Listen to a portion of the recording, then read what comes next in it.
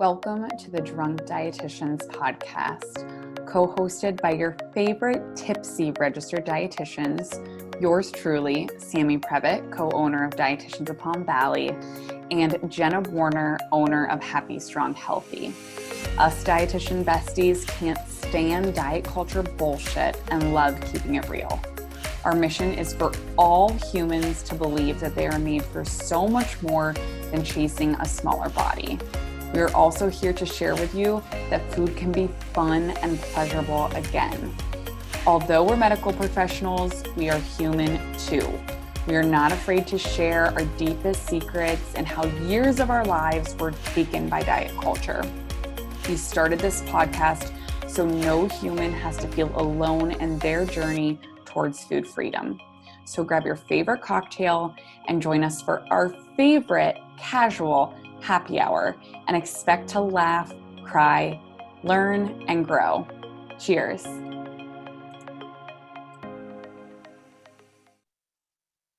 Hello. Welcome back to another episode of our podcast. It is Sammy here by myself, solo, missing Jenna right now.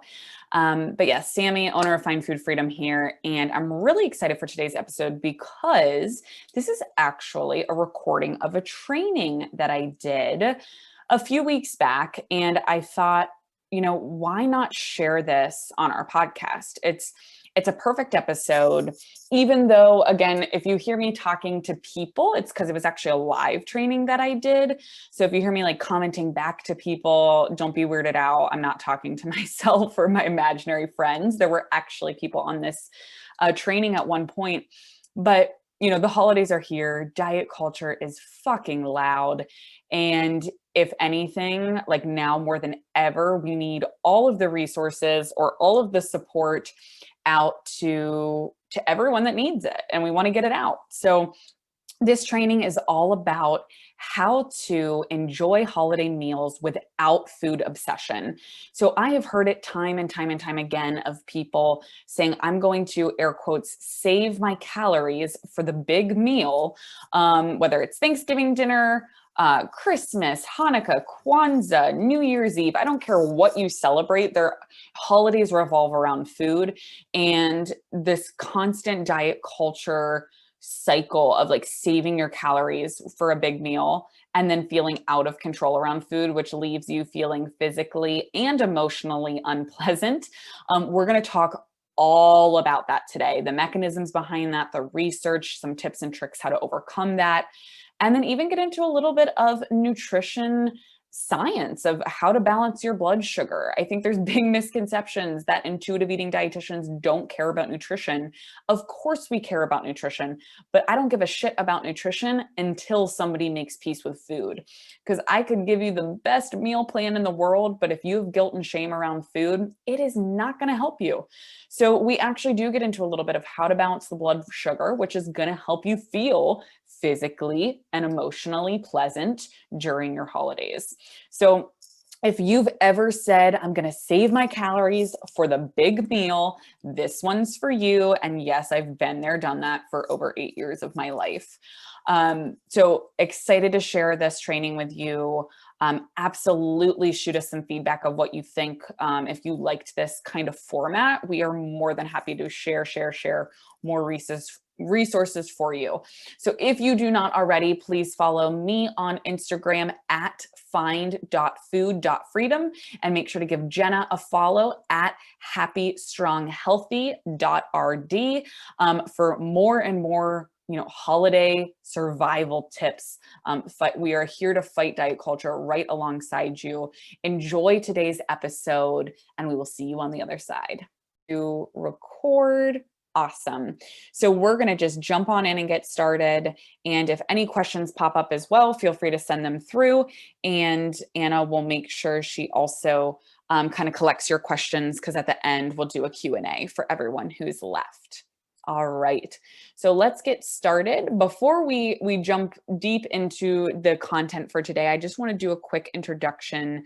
My name is Sammy, and I am the owner of Find Food Freedom. I am a registered dietitian. I'm a certified intuitive eating counselor, and all of our dietitians at Find Food Freedom are also certified intuitive eating counselors. I'm a certified personal trainer as well. So really love all things food, all things movement, and truly making peace with food and body.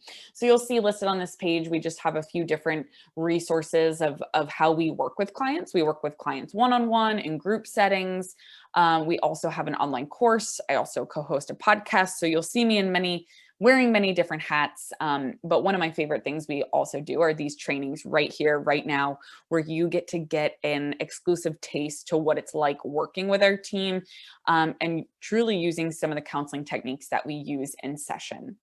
So although I am a dietitian and a certified intuitive eating counselor, I have not always been that person. I am a human, and I lived in diet culture for many years. I still live in diet culture. We all do. We're surrounded by it. But I spent 8 years of my life as a chronic yo-yo dieter. And as you can see, there's many bullet points on this page that explain some of my habits and behaviors and my physical and emotional health of how I related to myself. But I truly thought that when you look at everything listed on here, like working out every day to burn calories, hated my body, constantly on and off diets, following food rules. At this time in my life, I was actually studying to be a dietitian, and I thought that those habits and behaviors were normal, and I thought that they were actually, I would go as far as to say, healthy. So I've come a very long way, as if if you follow us on social media, which chances are that's how you found this training, you know that we support food freedom and intuitive eating and body respect, learning how to take care of your body in a way that honors it. And so you'll see all of these bullet points on this slide here are a lot more conducive to bettering somebody's health, not only mentally, but physically. And so although I am a dietitian, I absolutely understand if you feel like you're struggling with disordered eating behaviors or struggling to stop yo-yo dieting. I feel you, but I want you to know that you have the power to rewrite your story. And that's what we're here to do, is to help give you those tools that you need. So I want everyone here to just take a deep breath. So in through the nose, out through the mouth, and say, today I will leave guilt and shame at the door. I will give myself grace, and I will stay curious throughout this presentation. If you feel guilt, if you feel shame, if you feel some of these emotions come up while we're going through today's presentation, please know you don't need to feel guilt or shame for feeling guilt or shame. Those emotions are allowed to be present, but just try to kind of check them at the door and really open your mind to curiosity around this topic today. Because the more curious you can be, the more growth and the more change that can happen. So if you're saying, yes, okay, I'm down for that. Yes, I can do this. I'm going to leave the guilt and shame at the door, and I'm going to be curious today. Leave an I will in the chat, just so we know that you're here, you're present, and that you want to do this.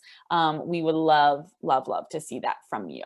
So in addition to that, the reason that you are all here, awesome, Megan, so happy to see that coming through from you. Yes, Anna, love it. So we see some of those I wills popping through right now. So today's presentation, why you are here, how to enjoy holiday meals without food obsession. This is truly a presentation that we could do any day of the year. This doesn't need to just be about holiday meals, but we find that around holiday times, there is more food obsession because we're around food more, right? You think about holiday events, you think about social events, you think about all holidays and traditions with the family typically take place around a meal, or food is definitely in the vicinity. So this is a really, really important topic, and we're going to have some great tips and things that you guys can do to move forward over these next few months without feeling obsessed around food. So first of all, I think it's really important to note, and I feel like I'm quoted in so many different podcasts saying this, but food is so much more than just food. Okay. So this is a cute little drawing from one of our favorite dietitians slash artists, Taylor. Her account is Food and Fearless. Anna, if you just want to type that handle in the chat, just so people can find that. That is a great way for you. If you follow her account, she has so many of these beautiful drawings that just kind of get you thinking of how your relationship is with food. But this drawing here, food brings so much to the table. She lists everything: nourishment, conversation, tradition, satisfaction, happiness, memories, togetherness, celebration. I want you to think about right now, like, when you sit down around a table with the ones that you love most in this life, how food is the centerpiece that brings people together. And so if we feel fear around food or obsession around food, that can be really hard to enjoy those precious memories in life. Holidays, what we're talking about today, if we're feeling the fear and the negative energy around food. So it's important to recognize that food brings so much more to the table, and it is so much more than just food. And that's why it's really important to make peace with food, especially going into the holiday season. So as we go into this, I think it is really important to just touch on the fad diet cycle. So when we say diet culture, that really encompasses a $72 billion diet industry that sells us fads and pills and quick fixes and kind of tells us that, okay, here's the next thing, right? Here's what's going to bring you happiness. Here's what's going to make you healthy. Here's the magic pill or the magic answer, if you will, using air quotes over here. So in diet culture, what happens is some sort of restriction takes place, right? So let's say you're going on the keto diet. I'll use an example. It's going to restrict carbohydrates. And so you will restrict those as long as humanly possible. And you may truly believe when you're on that diet that you're never, ever, ever going to eat carbs again. And then something happens. Maybe it's a holiday. Maybe it's a stressful life event. Maybe you don't have access to certain foods, and you end up eating that food that you were supposed to be restricting or binging on it because you're feeling out of control, which then makes us feel like a failure, which then enter feelings of guilt and shame, which then triggers us to say, I can't do this anymore. Why am I so out of control around food? I need to start a new diet, right? And that starts a new restriction. So this is a common cycle that we see over and over and over again.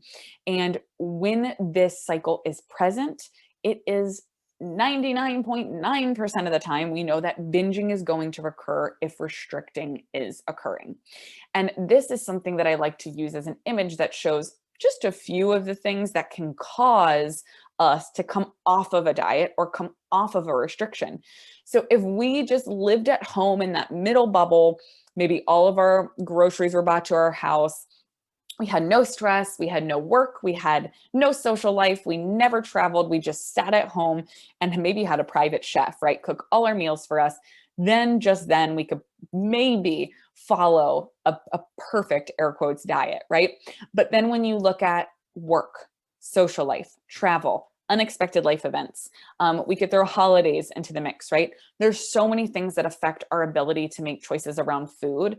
And this is just one of the little images that can help you recognize that there is no such thing as a perfect diet. And there are going to be things that happen in life that are going to throw us off a fad diet plan. So we feel as if we are the failures when we can't abide by a diet, but really when we see this bullseye, it just helps bring light to how many things are going to happen in your life that it's not realistic or sustainable to stay on a diet, specifically during the holidays when we are surrounded by different types of food. So we're going to talk about Thanksgiving as an example because that's a holiday coming up very soon, but you can use this information for any holiday, any party, any event, anything that you have upcoming where you might be having like big anticipatory feelings towards a meal. So a lot of times when I work with clients, I'll hear them say, okay, okay, Sammy, so I'm going into Thanksgiving and I really need to save my calories all day long because Thanksgiving dinner is going to be really big and I normally don't eat that much. So I need to save my calories. So a lot of times when people say this to me, this is something that they've done year after year after year. And then they say to themselves, I'm going to, air quotes, be good when Thanksgiving dinner actually takes place. But then what happens? We feel out of control. We feel extreme hunger. We eat everything in sight, and then we feel like a failure. So I want you to think of these three questions right here. How has this worked for you in years past? So if there was a Thanksgiving in the past that you said to yourself, I'm going to save my calories for Thanksgiving dinner, how has that worked for you in the past? Question number two, how has that made you feel physically in the past? So did that make you feel physically pleasant when you did that? So I want you to think of your whole day. Question number three, did that make you feel emotionally pleasant? So as you were restricting, AKA saving your calories throughout the day, and then eating that large Thanksgiving meal at night, did that make you feel emotionally pleasant? These are three reflective questions that can be super helpful when we're looking at this kind of behavior pattern during the holidays. So this is another image from our favorite Food and Fearless, Taylor, the dietitian artist, who she does such a great example here of simply laying this out where this connects so deeply to what we're talking about right now. So it sounds silly, but if you look at the yellow pathway over here, if you have to pee, right? If you have to urinate, you would hold it as long as possible. You would either go to the bathroom, right? You go to the toilet, or you hold it, hold it, hold it until you pee your pants, right? So simple. Now, if we look at the green arrows, if we're talking about hunger, let's use this Thanksgiving analogy of, okay, I'm going to save my calories all day long and I'm not going to eat till night. What happens is you're a normal human being with organs that function, and you need calories and or energy to keep you moving and thinking and thriving and really just living every single day. So you're going to start to feel hunger sometime mid in the morning on Thanksgiving Day. And if you choose not to eat and restrict, restrict, restrict, what is going to happen is that when you sit down for Thanksgiving meal, you are going to feel completely out of control. And I want you to know that there is no shame, there is no guilt in this behavior pattern. This is I say a good thing if you've ever experienced this, because congratulations, this means that your body is working properly. And so a lot of times when clients come to me and we're able to identify this pattern, they feel a lot of guilt and shame and they feel embarrassed for this pattern. And I want you to know there is no guilt or shame in this. This truly means that your body is working properly. We know that restriction fuels binging. So if you put off eating all day long, no matter what your intention is when you sit down for that Thanksgiving meal, you are going to feel out of control around food, specifically carbohydrates, because your body is going to feel so low in energy and so famished that it's going to want to eat everything in sight. So what I would love to hear from you guys are there any foods that you feel out of control around? So you can put these in the chat, or if you say, I don't want to put them in the chat, I just want to say them out loud, I want to write them in my phone. Think to yourself, what foods do you feel out of control around? Okay, so I want you to really think about this. What are foods that come to mind for you? And then in that same breath, we want to write those down. We want to say them out loud. We want to think about it, right? So Anna had put sweets in here. Typically, trouble like sweets and chocolate. So we commonly see on previous trainings that we've done, some other answers would be maybe pasta, maybe bread, maybe French fries, or like others had put in the chat this time, maybe sweets, maybe chocolate. So these things are all carbohydrate containing. So other things we want to think about are, what are the types of foods that you're restricting? And are they the same? So if you look at, let's say you put a note in your phone, you listed out like chocolate, French fries, chips, bread, whatever it may have been, were you also restricting those foods? And I know Anna was kind enough to kind of share, at one point in her life, she felt out of control around carbs because those were the foods that she was restricting. So it can be really, really powerful to see, okay, what foods do I feel out of control around? What foods am I restricting? Do I see some similarities there? Chances are yes. And that is not by chance, actually. That is because we know that restriction fuels binging. We know that through the research. We know that binging does not occur without that restriction as well. So that's really, really important to take note of. Now, of course, I just said that restriction fuels binging, and that's definitely a big part of it. But something else you want to think about are, okay, so are you restricting specific types of foods? That's that middle question there, right? So if it were sweets, if it were bread, if it were crackers, chips, is there a specific type of food that you're restricting? That first question, are you restricting an amount of food? So maybe you say, Sammy, I don't restrict foods. I allow myself to eat everything, but your portions of food are restricted, or the timing of when you're allowed to eat is restricted. So there's different types of restriction that occurs. And sometimes when we're not restricting certain types of food, it can get tricky because we feel like, well, I'm not restricting. I'm actually just, or a specific type of food, just the overall intake is smaller. And then another thing I wrote here, do you have the fuck it mentality? And we're going to go into this on the next slide of what that actually means. But these are reflective questions that you can go through. And in this next slide, we're going to touch on a little bit more in depth, that once you can identify these things, which we're talking about today, right? Then you can become curious on how to change them, instead of having guilt or shame for these behaviors, like we talked about earlier.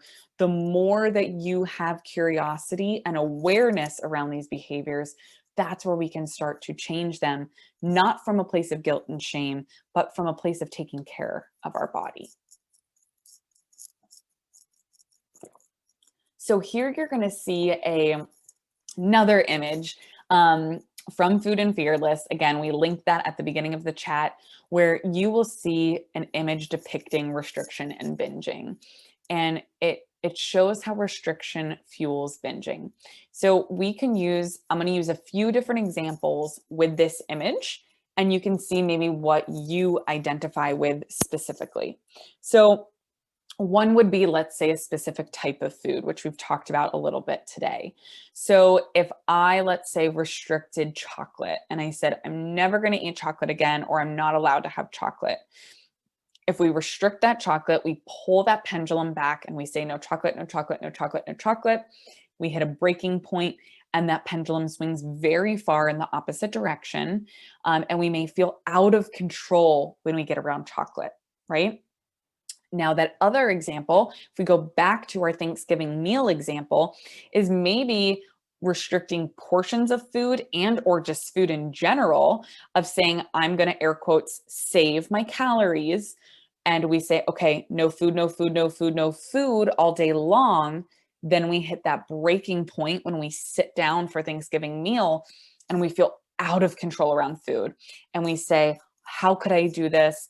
How am I not in control of what I'm eating? Once we allow ourselves to have all of the food, now we're getting into that third question. The fuck it mentality means, like, you know what?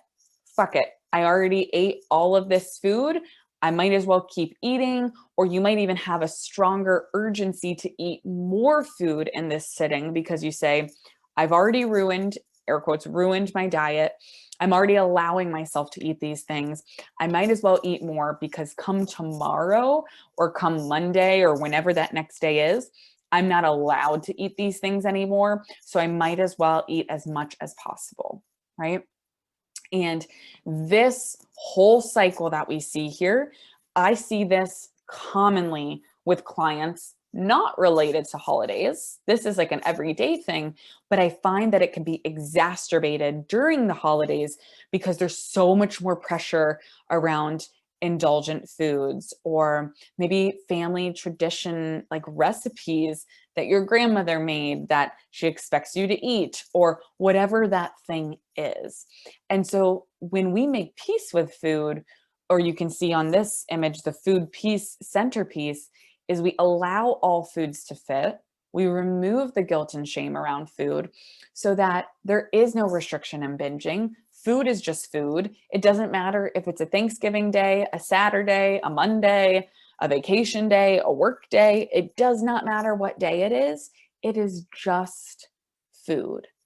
And that is a huge, huge part of making peace with food. But more specifically, which we're going to hone in on today, a holiday, we need to come up with tactical ways that we can lessen this behavior pattern and not restrict, because we know that the restriction causes the binge to occur. Okay, so we're going to walk away from this training with some really, really tactical things that we can do. So this right here it basically just looks like squiggly lines, but what it is meant to depict is your blood sugar. And the more stable we keep your blood sugar, so the more it looks like a flat line or just a little wavy line, if we see the green line on here, this is going to help keep your blood sugar stable, keep your cravings pretty neutral, keep you satisfied, keep you fueled. So the way that we keep a blood sugar in that range is by 1, eating consistently, and 2, eating certain types of foods together that can help our blood sugar not go up and down really quickly. Because when we have those blood sugar spikes and falls, that's where we can also feel intense cravings, right?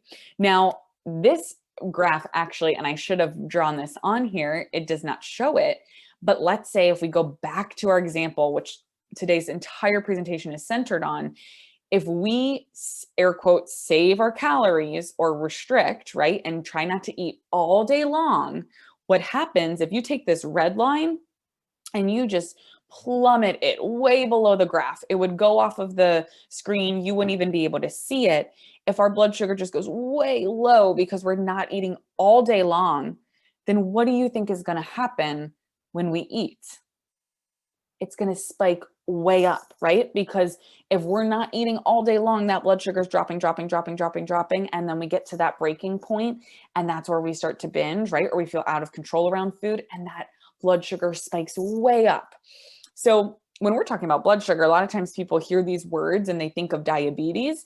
And when we work with people who have diabetes, we do work a lot on blood sugar control, because when we have our blood sugars controlled, right, then our blood sugar isn't elevated. So, but this goes for anyone, whether you have diabetes, prediabetes, or no diabetes, it does not matter. You will feel physically pleasant if your blood sugar is nice and stable. And it's funny because all of us have probably at one point or another experienced a time where you did not feel physically pleasant, because you had a low blood sugar. And a way that you could describe this, and I joke, but I call it being hangry. If you haven't got to food in 5, 6 hours, maybe you were running errands, or you got stuck in traffic, or you just forgot to pack a lunch, or you were too busy and you worked through your lunch, or you skipped your breakfast, or something happened where you went an extended period of time without eating, that is, you can get hangry, where your blood sugar drops, you get angry, you may get irritable, you may get shaky. That is a low blood sugar. And when you get in front of food again, what happens? We eat everything in sight. Typically, the carbohydrate-based foods feel a lot more satisfying because they're going to get your blood sugar up quicker, which is exactly what your body wants, right? So again, when we're looking at blood sugar regulation, there is no guilt, there is no shame in this. I would be lying to you if I said my blood sugar is always that little squiggly green line. There are days that I am the red blood sugar roller coaster all over the map. But instead of having guilt or shame for that, I can recognize, Did I fuel myself properly today? Did I eat consistently? Did I get a good balance of food? Did I skip lunch because I was working, straight through? Why am I all over the map, right? And the more we remove the morality to your food and become curious of these behaviors, that's where we can make the changes. Okay. So when we look at, again, blood sugar regulation 101, these are some of the most simplified versions of what you can do. And simple is better because the more simple it is, the easier it'll be for you. So when we look at this, one thing that is under talked about with blood sugar regulation, and I'm going to show my water bottle, is hydration. Water intake has so much to do with our body's ability to regulate blood sugar. Water is found in every cell of the body. So it is very important to make sure that we are adequately hydrated. Now, again, if there's a day that you don't get water in, instead of beating yourself up and having guilt and shame, asking, what can I do that'll make it simple to get water in throughout the day? This water bottle is a very simple example of each night I go to bed, I fill this up with full water and it is on my nightstand. So first thing in the morning when I roll over, I have that water there. I also love using a straw because it's super simple and easy to do when I'm counseling, when I'm driving, when I'm talking. I can easily stop and get a sip of water without having to remove a lid and throw my head back and basically stop what I'm doing because I want to just keep going, right? So water intake is super important. That's one thing that you can say, hey, okay, I can focus on this. Thanksgiving Day, I'm going to work on my hydration and make sure I have a water bottle nearby and try to get some adequate water intake. Now, related to food, which was just on the slide that we just looked at, that, well, for looking at the blood sugar levels and roller coaster, right? The more consistently you eat, the more consistent your blood sugar will be. When we're talking about neutral, right? That flat line or the little ebb and flow. So general, I'm going to call it a rule of thumb, but I hate even saying the word rule because, as you know, here at Find Food Freedom, we do not believe in food rules.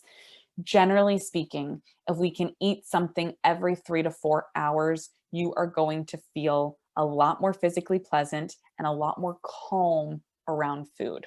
So when we look at eating, if we look at the bullet points on this slide, breakfast, snack, lunch, snack, dinner, and then of course we also include dessert on this slide. So if we look at our Thanksgiving Day, if years past it was nothing, Thanksgiving meal, of course you're going to feel out of control. Your body, your brain, all of your organs need calories, which are energy, to function all day long. So you're going to feel out of control around food. This year, when you sit down for your Thanksgiving meal or any holiday meal, if we can be very intentional about trying to get something to eat, starting with breakfast and about every 3 hours, give or take, until we get to Thanksgiving meal, that is so important because it's going to keep your blood sugar stable. And that's where you can ask yourself, okay, how do I physically feel when I do this versus years past if we've not ate, and then sat down for a meal. Lastly, on this slide, you'll see eat protein, carbs, and fat at every meal. Now, again, we do not believe in food rules, and I would be absolutely lying to you if I said that every meal that I ate had these 3 components to them. This is not about perfection, but it is totally about consistency and just trialing to get these things in. So what I mean by that, I'm going to use breakfast as an example. If I sat down for breakfast and I ate 1 hard-boiled egg, that is not a breakfast. That is 1 hard-boiled egg. So if I were to sit down for breakfast, if I could do, let's say, 2 pieces of toast, which would be carbohydrates, if I could put 2 eggs, let me go back. If I could put avocado and smash that into the toast, which would be a form of fat, and then if I could put 2 eggs on top of each of those, like open face sandwich, and then personally, I would put some hot sauce and maybe some everything but the bagel seasoning on there as well. But to each their own with flavoring. that would be considered a meal. That would have the carbs, the protein, the fat. That would be considered an adequate meal. So, of course, the frequency of eating is really, really, really important, but making sure that if, let's say, you have that meal, is it actually a meal? Does it have all of the components that we just talked about? The protein, the carbs, the fat. And it doesn't always have to be, when I use that avocado toast example, it doesn't have to be a very in-depth meal where you're cooking, this 5-course meal every morning or afternoon for lunch. It can be quick and easy things, quick and easy options, right? So that was just one example, but if you feel like your frequency of eating, you're like, yes, you know what, I do eat something every 3 to 4 hours. If you feel like you're like, check the box, I do that, that next step is looking at what are your components of your meal like, and are you getting those 3 components there? So now we're looking at how to form a holiday plate with ease. Now I'm going to put a couple different tips on here. And again, to each their own. Some of you might say, I don't want to do this. These are just examples of ideas that we've done with clients in the past that have gotten rave reviews and have cultivated a lot of calm around mealtime. So the first thing, before we even get into making up your holiday plate, I want you to think about being present in the eating experience. So something that we started the presentation with is I asked you, when you saved your calories and restricted yourself all day long and then ate a big Thanksgiving meal or a big holiday meal in the past, how did that work for you, right? Did you feel physically pleasant? Did you feel emotionally pleasant? If the answer to those are no, I felt horrible. And then I was beating myself up, guilty, shameful. I just wanted to start a diet. Okay. That probably we weren't being present in the eating experience, because the time that we sat down to eat, we were so physically hungry that we're just stuffing our face. Again, urgency to eat, trying so hard to get it all in. So then it's over. And then tomorrow our diet can start again, right? So now what we're doing, we talked about ways that we can fuel our body throughout the day. We can hydrate our body throughout the day. Those are actual forms of self-care, is feeding the body, such a necessary thing.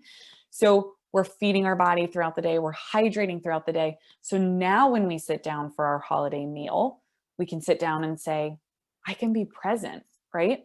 I'm not like diving into the food because I'm so hungry, I'm going to eat my arm off. I can sit here and be present and be grateful for the people I'm surrounded by, and be grateful for the food that I'm being served, and really experience it, taste it, see if I even like it. Sometimes we get so caught up with the obsession with food that we don't even taste our food, and we really don't know if we liked it. And sometimes we don't even remember eating it if we really are that unconscious of an eater, which is really, really common. So okay, so the first thing is being present, right? So let's say, I'm going to use Thanksgiving Day as our example. We wake up, we hydrate our body, we eat breakfast, we eat a snack, we eat lunch, we eat a snack, we sit down for Thanksgiving dinner, and we're saying, I'm going to be present, right? I'm going to be mindful in this moment. And then we're going to build our plate, right? So I'm speaking off of my family experience, where I come from a big Greek family where we have tons of food out and we are loading up our own plate. Now, other families might do it different, where you might be served your food, where you don't get to be the one choosing your food. But I'm going to use this example as if you are choosing your food. So when we look at that plate, we want some form of protein, right? Typically at Thanksgiving, most people are grabbing turkey. Some serve a ham. If you are a vegan or vegetarian, making sure that you have some type of protein option there that will suit your needs. Protein helps balance your blood sugar. So when we went back to that blood sugar chart that we went over, it's going to help your blood sugar look like this instead of those big peaks and valleys that we talked about. So getting some source of protein on your plate. This next part I love, because I think it's super fun, and you can think of it as being like a professional taste tester. So when you have your holiday meals, typically, depending on the family, if you, let's say, have a lot of extended family coming in and there's a lot of different dishes that are present, Maybe it's mac and cheese, sweet potato casserole, just good old mashed potatoes, green bean casserole, like the really creamy one with the crunchy onions on top. All of these different dishes, right? Maybe like home baked, like rolls with butter. So, and the list can go on and on. I'm sure everyone, and feel free if you have like a favorite Thanksgiving side dish, I would love to hear. Oh, stuffing. How did I forget stuffing? Oh my gosh, that's my favorite. Trader Joe's, I just went yesterday. I saw they have cornbread stuffing. I'm like, okay, I got to try this. So yes, a lot of you are saying stuffing too. Love it. Sweet potato casserole, perfect. So these foods are so amazing, right? And we may not typically eat them every day of the year, although we should. Like, why aren't we? But that's a whole nother conversation. So we have these, I'm going to call them play or fun foods. And the reason I'm calling them that is we're putting a positive connotation. Diet culture will call them junk or crap, right? You might hear those words, or air quotes, bad foods, right? Where I'm like, these are the fun foods, right? These are the play foods. These are things we look forward to. So let's first of all put a positive spin on it. But something that you can do is when you're loading up your plate, intentionally your first round through the dining experience, and when you're plating everything, putting 1 to 2 bites, so like a nice size spoon, 1 to 2 bites of each of those funner play foods on your plate. And the reason why this is not purposeful restriction, you have full permission to eat as much of each of those foods as you want. But what you can do is if you have that protein on your plate, now we're taking, let's say, the stuffing, the sweet potato casserole, mac and cheese, mashed potatoes, whatever those foods are that are there, you take the tasting of those, put them on your plate, go back to the table, taste them, be present. What do they taste like? What is the texture? What is the mouth feel of those? Do you actually enjoy them? And I know that might sound like a weird question because you're like, of course I do. They're my favorite foods. I only get them once a year. But once you're more present in the eating experience and you're more calm, because we're not going to have food obsession because we're going to have fueled our body properly, then you can really be present and recognize like which of those you really, really enjoy and want to get more of, and which of them are like, it's kind of underwhelming. Like it doesn't meet my expectation. I actually don't even like it. Or maybe I just don't want it right now. And that's okay. And so doing this, then you get to trial, okay, what foods do I really like? What do I really enjoy? What do I want more of? Then we go back up, we take our plate and we take a full helping of whatever we really want. Or maybe it's like 2 half helpings of one of the sweet potato casserole, one of the stuffing, whatever it is. And this is a great way to, again, you bring your plate back to the table, you eat that, you check in. How do I feel right now? Knowing that you have unconditional permission to eat, but being present and listening to your body. So, and then of course I put on here a source of something nutrient dense. So whether it's the cranberries, whether it maybe is a green bean and asparagus, some type of veggie, providing your body with fiber and nutrients as well can be super helpful. So this way we're building our plate with all of these fun things. Please recognize that this slide did not say, fill half your plates with veggies, take a small portion of mashed potatoes and don't eat for the rest of the night. No, that's not what we're doing here. We're enjoying the foods. We're listening to our body. And then something I didn't even put on here is we want to be able to enjoy dessert, right? If that's something that we enjoy. So being able to recognize, okay, I have pumpkin and apple pie here, and I'm definitely going to want some of that, but I want to feel physically pleasant when I eat it. So maybe I take not less of this because I can't eat this unless I eat that, but just recognizing your comfortability. How do you feel? Do you feel physically pleasant going into dessert? If the answer is no, and you're like, I'm about to pop, I need to lay down, I feel very uncomfortable, maybe we wait a little bit and then we get dessert instead of pushing it to a place of physical unpleasantness.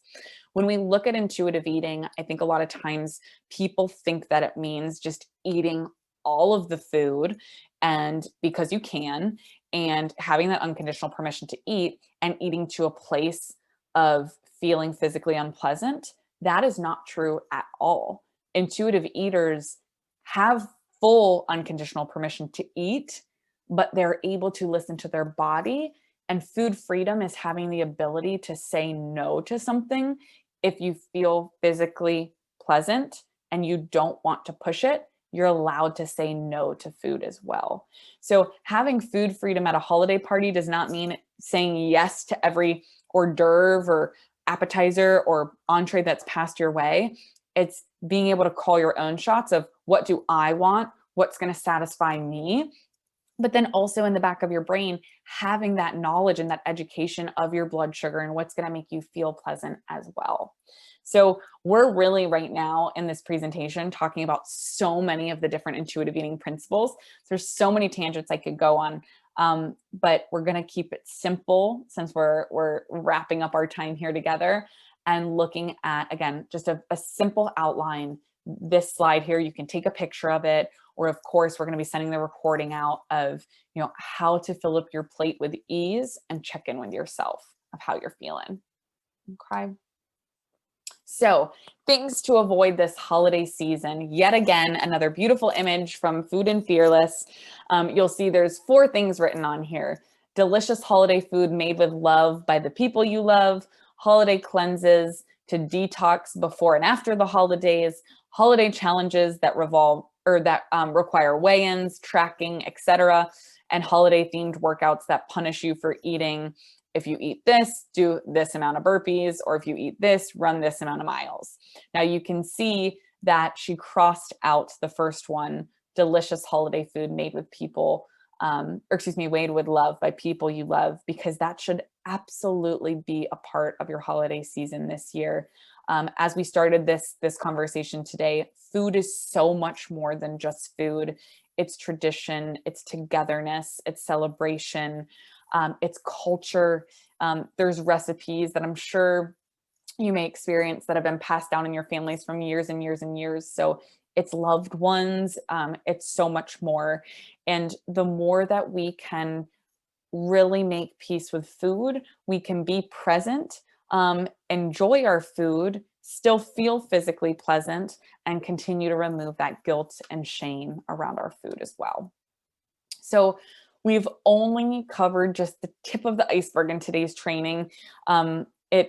Food freedom is truly a journey, and especially as we come up on these holiday months, it can be really, really hard because there's a lot more diet culture talk. There's a lot more fad diets and cleanses and detoxes, and all the bullshit starts coming out of marketing, especially as January starts to come closer and closer. They're really going to, marketers, be feeding on people's insecurities. So we want you to know that you're not supposed to have all the answers. You have permission to struggle. It is okay. But please know that it is a journey. And some of these tips and tricks you learned today, I think are going to be super helpful when you sit down for your meal. But it is okay if we don't completely have food freedom after completing this training. So looking at these questions, how long have you been dieting for? Or when was your first memory of dieting in general? These are 2 questions that I think are really, really important to ask yourself, because they can be very telling. If we've been dieting for 5, 10, 20 years, there is no way that after a 1-hour training, I expect you to have all of this down. If you have been dieting for 10, 20, 30 years, I do not expect you to be able to sit down at a meal fully and have zero obsession about food, because dieting changes neural pathways in our brain and creates that food obsession. So it's very important to have grace with yourself, that if you're noticing that this is something that's going on for a while, it will take time. And that's okay. You're not supposed to have all of those answers. And so with that being said, we do have a few spots left in our group coaching that we do virtually through Zoom. So of course you are experiencing one of our trainings right now, but with our group coaching, you'll have your camera turned on, you'll have your mic turned on, and we do weekly meetings with our group coaching where we're coming on together and we're applying these intuitive eating principles, we're learning and applying these intuitive eating principles. So our group coaching includes these 12 weekly 1-hour calls with our team. A friendly reminder that every single person on our team is a registered dietitian and intuitive eating counselor. It is very important that you make sure that when you are seeking support from a health professional, that they are credentialed in what you are trying to achieve. You will also be a part of a supportive community. So we already have ladies in the group that have started their journey. They've said, I have enough with diet culture. I'm done with this and I want to move forward and get support. So you will have other ladies sharing their lived experiences and really problem solving together and overcoming obstacles together. And then most importantly, you will be going through our Find Food Freedom course, which you will have lifetime access to, that has over 20 videos, over 120 plus page workbook that goes through the 10 intuitive eating principles and teaches you how to reconnect with your hunger and fullness, how to truly ditch diet culture, how to enjoy movement again, how to build respect with your body and a positive body image. And so the course goes through so much, but as you're working through that course, you're going to be having these group calls as well weekly to get the support that you need. I often find that during this time, people say, it's not a good time. I'll wait till after the holidays. I want to encourage you, if that's a thought that went through your head, having support during the holidays can be so beneficial and can be really helpful. Dawn, I see your comment coming through. Of course, you're more than welcome to share any experience in our chat. Dawn is somebody that I've worked with personally who's on our training today. So Dawn, anything you want to share in the chat, you are more than welcome to. So this group it's so important because it's going to be taking you through 12 weeks, which means it's going to get us through that holiday season. Having support during this time is so important because as we go to these social events with family members or friends who are in the thick of diet culture, it can feel so scary. It can feel very overwhelming if everyone's just talking about diets all the time or restricting food. So having a great foundation and a group that you can come to for support can be so helpful. Dawn, thank you so much for your comment. Dawn had wrote in here, please consider the journey. I've been working with Sam for nearly 2 years, seriously an awakening and truly food freedom. Thank you so much for sharing that. And so we have many different support, or Anna actually can share some of our client testimonies on our testimonials page on our website. We have many videos of clients working through our group or one-on-one support where they truly have found food freedom and are now able to genuinely improve their health because they've made peace with food. They remove the guilt and shame with food. So if you're saying, okay, this sounds great, but I'm not quite sure it's for me, group coaching is for you. If you're truly ready to say, okay, I want to understand this food freedom, intuitive eating message more, and I want to apply it to me. I want to make peace with food. I want to make peace with my body. I want to trust my body again.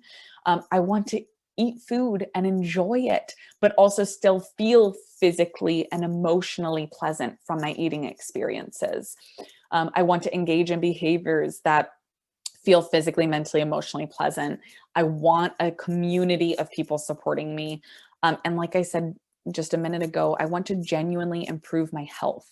I think there's so much misinformation about intuitive eating being like, just eat all of the things and we forget about health. It's truly the opposite. We remove the guilt and shame with eating so we can reconnect with our body, trust our body again, and then start implementing habits and behaviors that feel physically pleasant.